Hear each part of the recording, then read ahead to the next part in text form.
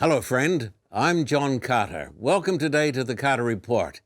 Our topic today is faith and science. Can you believe both? My special guest is from Reasons to Believe, Dr. Rana. Welcome today to the Carter Report. I'm John Carter in Moscow, in Havana, Cuba.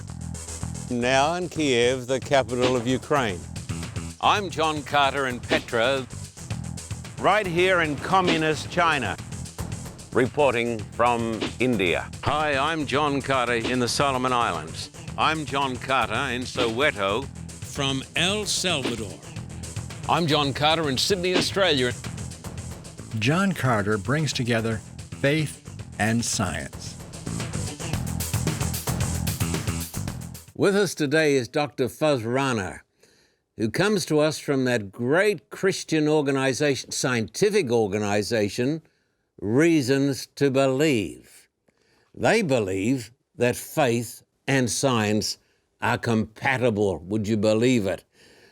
Dr. Rana, welcome today. Thank you so much for having me. It's a pleasure to be here. It's wonderful to have you with us. Our time that we've spent with the people from Reasons to Believe has been some of the best experiences we've ever enjoyed. You people believe that faith and science are compatible. That's right. And it all is based on what Scripture teaches us, because the Bible tells us that God has revealed himself to us through the record of nature. And if science is the study of nature, if it's the study of creation, then we would expect to see pointers to our Creator in scientific discovery. Now, you know all about Richard Dawkins, don't you? Yeah. He's the great British guy from Oxford University who is a great scientist and a great atheist. He wrote the book, The God Delusion, and also the book, The Blind Watchmaker. Have I got it right? The Blind Watchmaker. That's right. And he says that everything that appears was made by, not just by the watchmaker, but by the blind watchmaker. So everything that we see is the product of time plus matter plus chance. Have I got it right? That's right. Okay. Here's a question, Doctor. You're a Christian and a biochemist, so you're a scientist. Is faith and science compatible? But Dawkins says, no, the blind watchmaker. Well, faith and science are compatible, and it's not just me who says that. As a Christian and a scientist, I'm not an oddity, at least not an oddity because I believe in science and the Christian At least faith. that's not the reason. That's right. But you know, it's interesting. There was a Pew survey published a few years ago now that showed over 30% of scientists in the United States believe in a personal God, believe in a creator. How many? What's the percent? Over 30%. Over 30%, about a third. Yeah, and so that's saying something rather significant. Yes, it is. That you can be a person of science and a person of faith, and that your life can harmonize around those two ideas. Dawkins, and you know, he is quite an aggressive atheist. You've heard him, I've heard him in his debates with Professor John Lennox. He makes some very, very powerful assertions, and he mocks those people who've got faith. He said, you know, you got faith, I've got science. But if you ask him the question, do you believe in all of these things that you do? He says, yes, I believe them. So that means he's really a very religious man. Yes. Would you say that? I would. I mean, at the end of the day, we all have faith, regardless of our worldview. Faith in something. It's faith in something. And so if you are a Christian, then you have faith that a creator exists and is responsible for the world that we see. If you are an atheist, you have faith that mechanism, that blind, unguided mechanism somehow explains the universe and life within the universe. And so everybody has faith. It's just a question, whose faith is best supported by the evidence at hand? Say that again. Whose faith is best supported by the evidence at hand? So you believe in a faith that is supported by evidence. Yes, I do. Did you get this? Faith supported, say it again? Faith supported by the evidence at hand.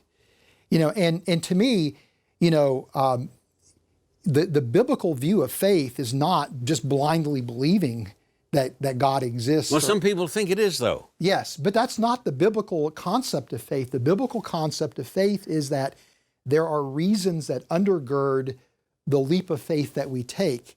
That faith is an act of trust, but we trust because we have reasons to believe. We have reasons to think that placing our faith in Christ or in God's existence has merit. Doctor, I was watching a television program, a big religious program, and it showed a huge gathering here in a big church, a super church in North America.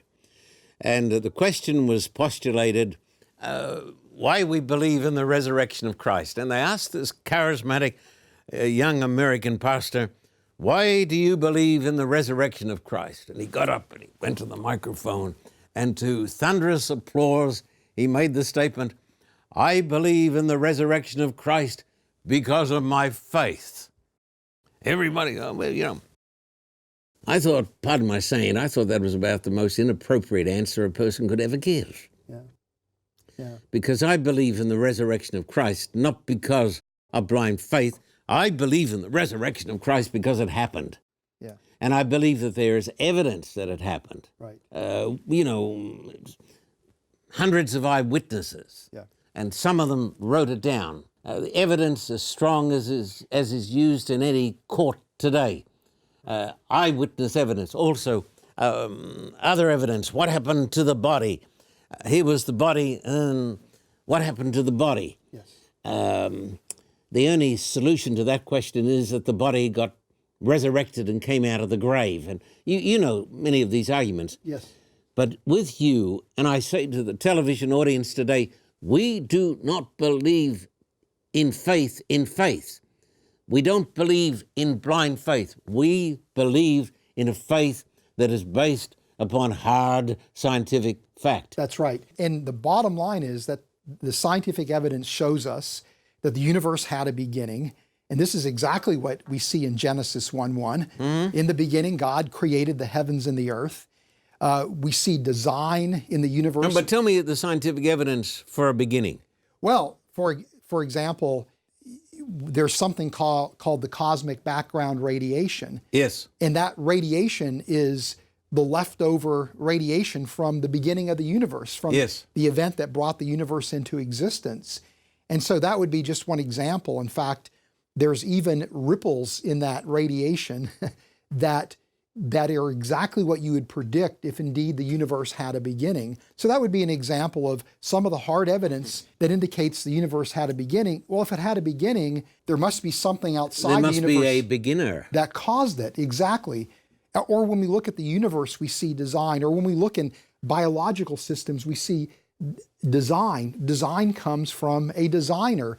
And so these are just That's reasonable, isn't it? Yes, these are just two broad categories of evidences that we could use to say that a creator is real. Is it not true that for many, many, many years, the great scientists in the world did not believe in a beginning of the universe, but that in fact they believed in the steady state? That's right. What was the steady state theory? It was the idea that the universe was eternal, that was infinite in extent. Yeah. Yeah, and that it's a brute reality. It always had been here. And Einstein once even believed this because he reflected the thinking of virtually all of the scientists. And interestingly enough, Einstein's theory of general relativity indicated that the universe must have a beginning. But he couldn't believe it. He couldn't believe it, so he put in a fudge factor into his equations to prevent the universe from having a beginning. And he called it his greatest blunder as a scientist because Edwin Hubble showed clearly that the universe was expanding from a beginning. Yes.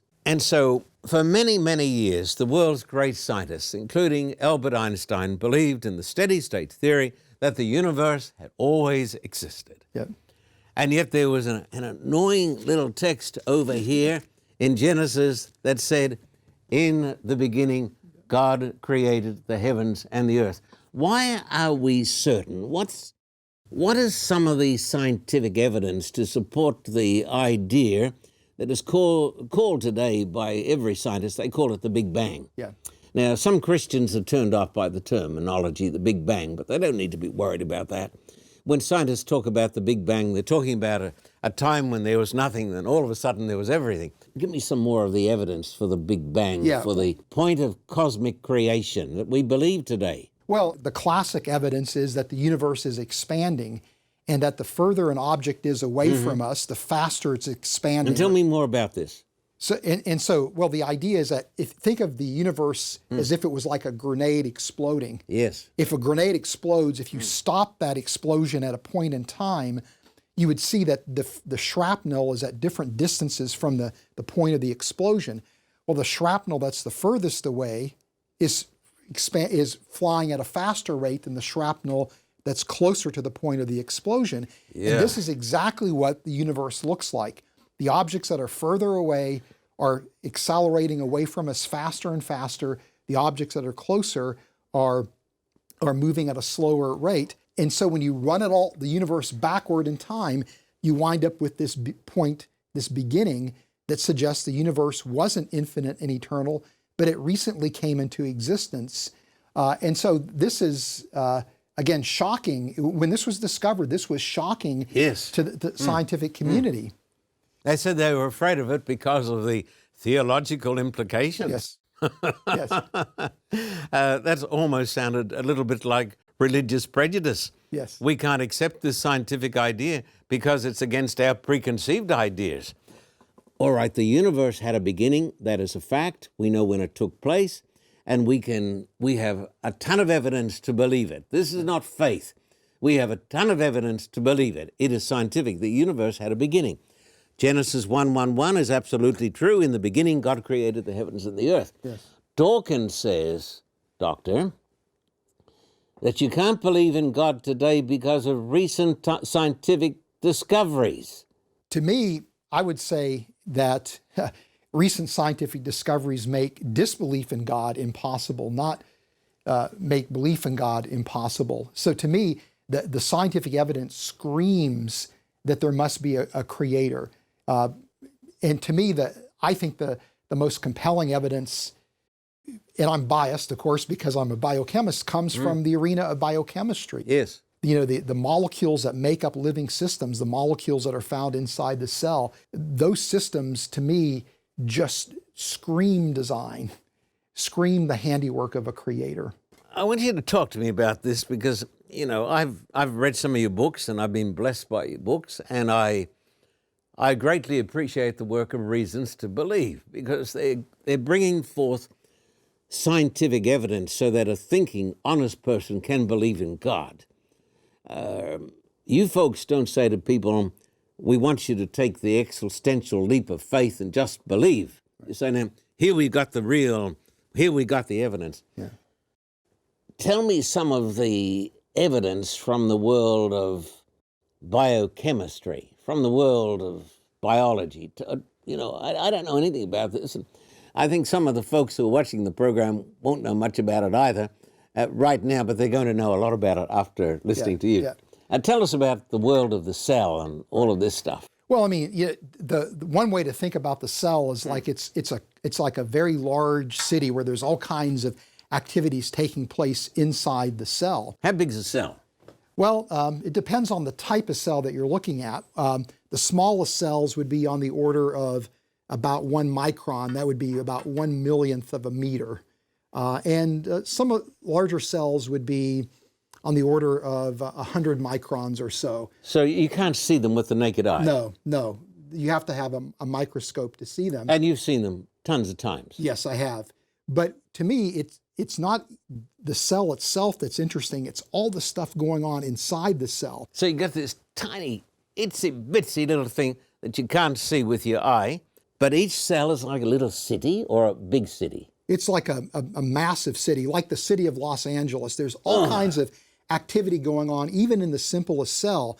It's staggering. It's almost impossible to fully grasp, even as a biochemist. Does Dawkins know how complex a cell is? Yeah, of course he does. He knows that full well.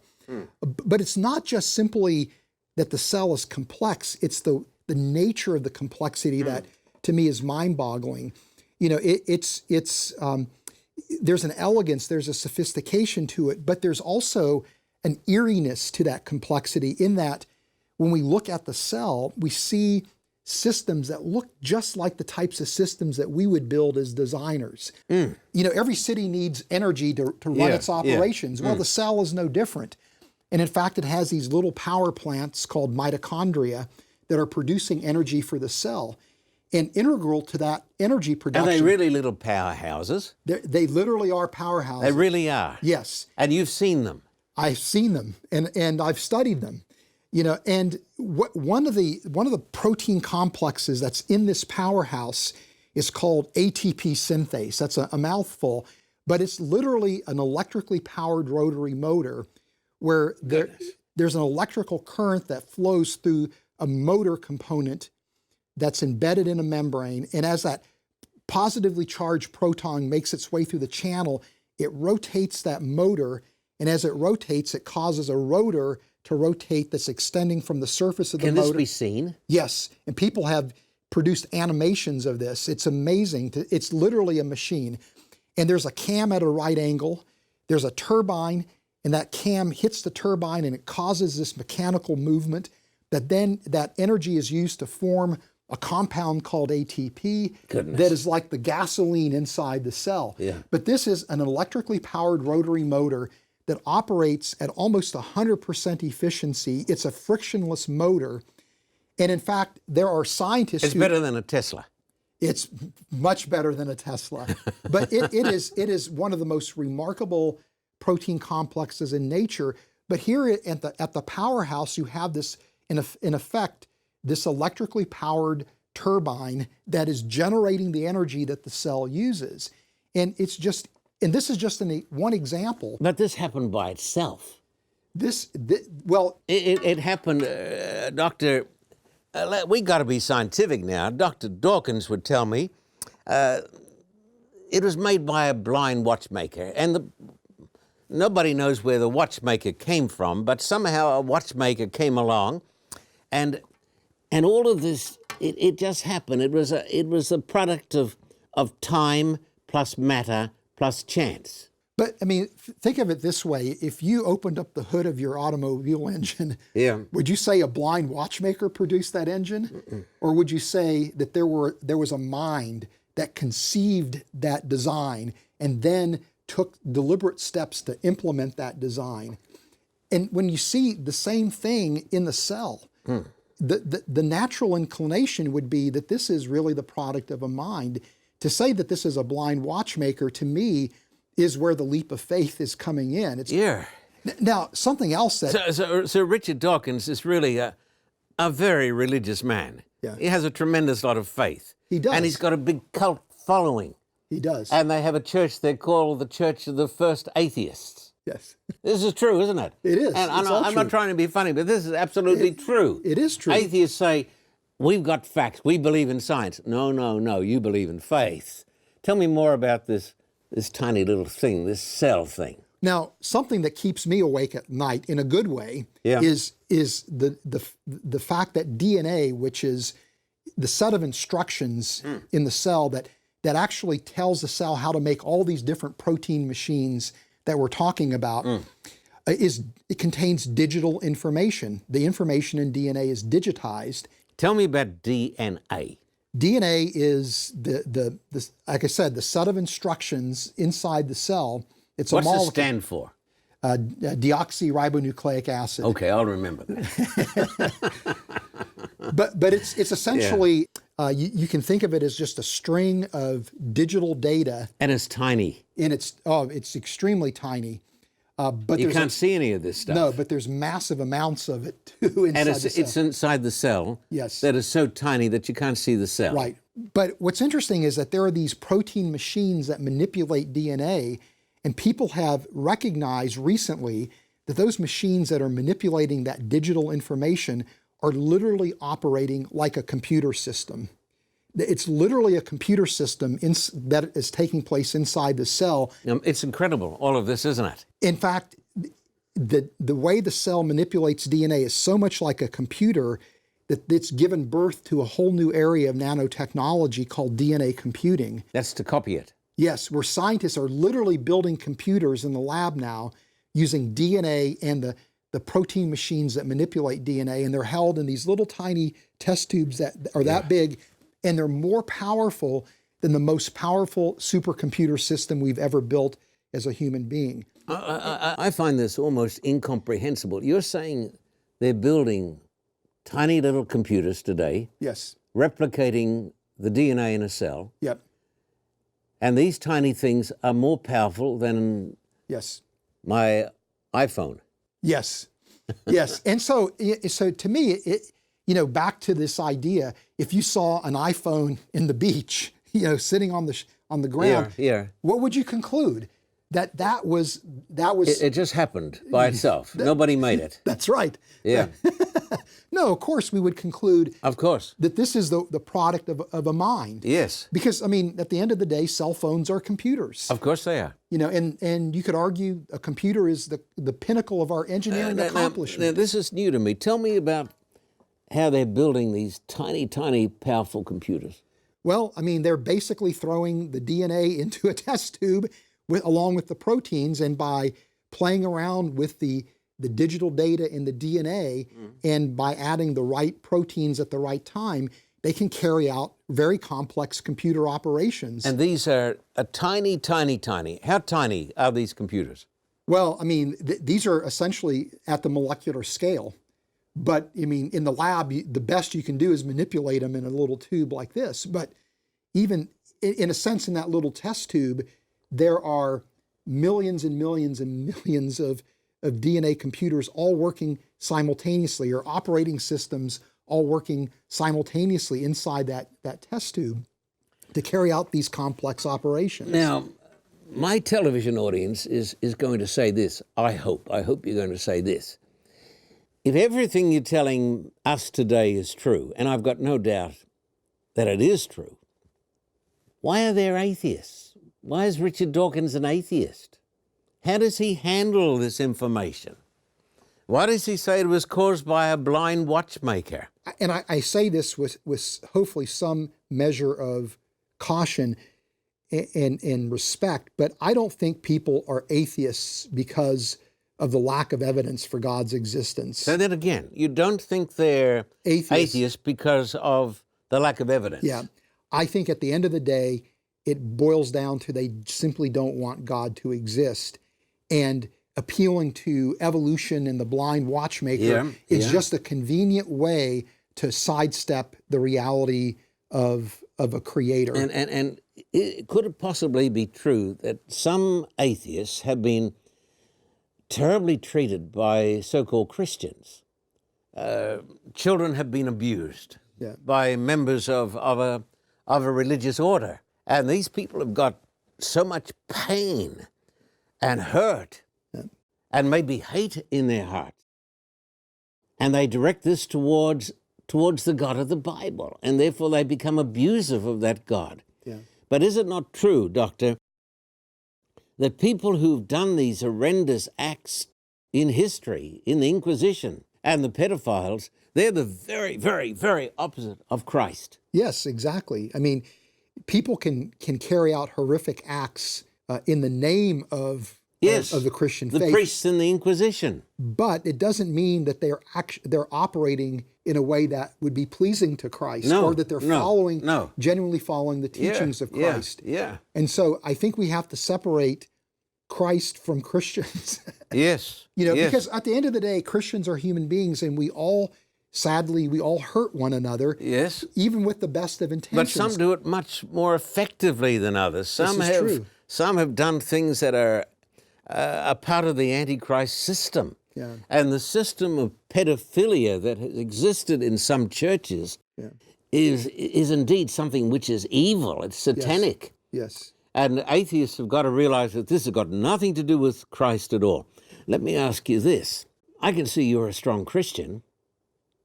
Obviously, you were brought up in a Christian home. No, I wasn't, actually. In fact, my father was a nuclear physicist, a college professor. My mom was a science and math teacher in Goodness. high school and junior high. So I lived in a house where science was part of our day-to-day lives. And my mom was a non-practicing Catholic. My father was a Muslim. And so Was he practicing? Yes, he was very devout. Yeah. And so I grew up in a home where our view of Christianity was actually rather negative. And so I didn't have any kind of Christian influence or any orientation towards Christianity. And by the time I went to college, I was an agnostic. I didn't know if God existed or not. And I probably in college would have cheered Dawkins on, believe it or not. I would have said the origin of life, the design of life, it all can be explained by the blind watchmaker of evolution. But it was in graduate school when I really came face to face with the complexity of biochemical systems that I recognized there had to be a mind behind this. There had to be a mind that was responsible for life. We're talking today to Dr. Rana from Reasons to Believe. And we've got tons and tons of amazing scientific evidence to share with you next time. I'm John Carter, and I'll be back.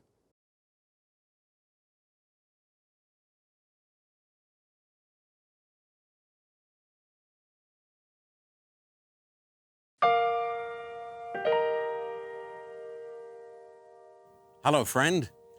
I'm John Carter. Behind me is the great city of Manila, the capital of the Philippines.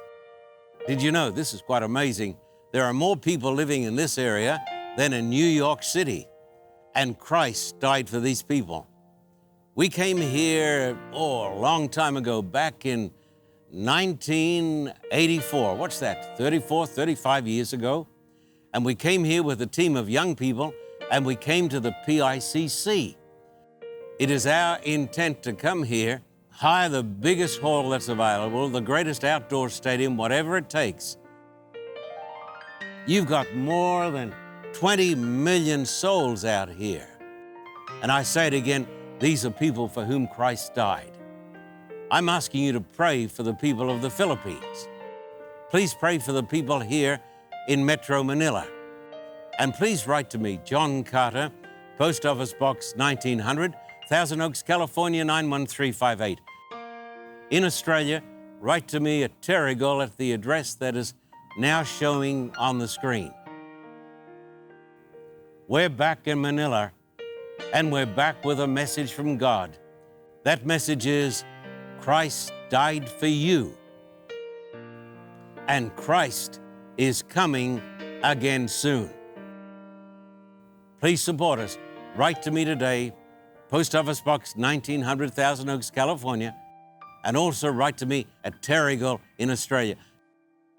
Thank you for your support, and God bless you.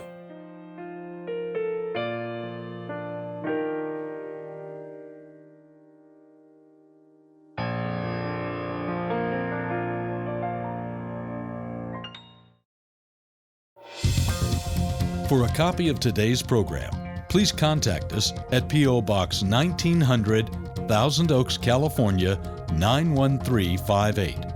Or in Australia, contact us at P.O. Box 861, Terrigal, New South Wales, 2260. This program is made possible through the generous support of viewers like you. We thank you for your continued support. May God richly bless you.